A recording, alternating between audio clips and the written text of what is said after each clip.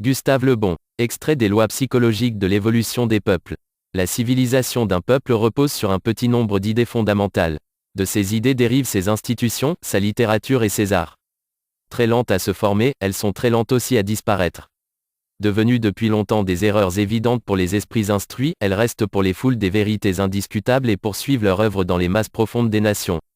S'il est difficile d'imposer une idée nouvelle, il ne l'est pas moins de détruire une idée ancienne. L'humanité s'est toujours cramponnée désespérément aux idées mortes et aux dieux morts. Il y a un siècle et demi à peine que des philosophes, fort ignorants d'ailleurs de l'histoire primitive de l'homme, des variations de sa constitution mentale et des lois de l'hérédité, ont lancé dans le monde l'idée de l'égalité des individus et des races. Très séduisante pour les foules, cette idée finit par se fixer solidement dans leur esprit et porta bientôt ses fruits. Elle a ébranlé les bases des vieilles sociétés, engendré la plus formidable des révolutions, et jeté le monde occidental dans une série de convulsions violentes dont le terme est impossible à prévoir. Sans doute, certaines des inégalités qui séparent les individus et les races étaient trop apparentes pour pouvoir être sérieusement contestées, mais on se persuada aisément que ces inégalités n'étaient que les conséquences des différences d'éducation, que tous les hommes naissent également intelligents et bons, et que les institutions seules avaient pu les pervertir. Le remède était dès lors très simple, refaire les institutions et donner à tous les hommes une instruction identique. C'est ainsi que les institutions et l'instruction ont fini par devenir les grandes panacées des démocraties modernes, le moyen de remédier à des inégalités choquantes pour les immortels principes qui sont les dernières divinités d'aujourd'hui. Certes, une science plus avancée a prouvé la vanité des théories égalitaires et montré que l'abîme mental, créé par le passé entre les individus et les races, ne pourrait être comblé que par des accumulations héréditaires fort lentes. La psychologie moderne, à côté des dures leçons de l'expérience, a montré que les institutions et l'éducation qui conviennent à certains individus et à certains peuples sont fort nuisibles à d'autres, mais il n'est pas au pouvoir des philosophes d'anéantir les idées lancées dans le monde, le jour où ils reconnaissent qu'elles sont erronées.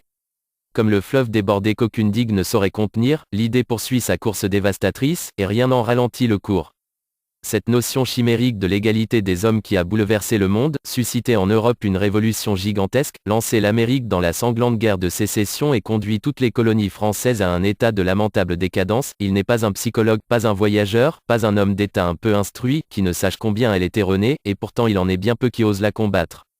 Loin d'ailleurs d'être entré dans une phase de déclin, l'idée égalitaire continue à grandir encore. C'est en son nom que le socialisme, qui semble devoir asservir bientôt la plupart des peuples de l'Occident, prétend assurer leur bonheur. C'est en son nom que la femme moderne, oubliant les différences mentales profondes qui la séparent de l'homme, réclame les mêmes droits, la même instruction que lui et finira, si elle triomphe, par faire de l'Européen un nomade sans foyer ni famille. Des bouleversements politiques et sociaux que les principes égalitaires ont engendrés, de ceux beaucoup plus graves qu'ils sont destinés à engendrer encore, les peuples ne se soucient guère, et la vie politique des hommes d'État est aujourd'hui trop courte pour qu'ils s'en soucient davantage.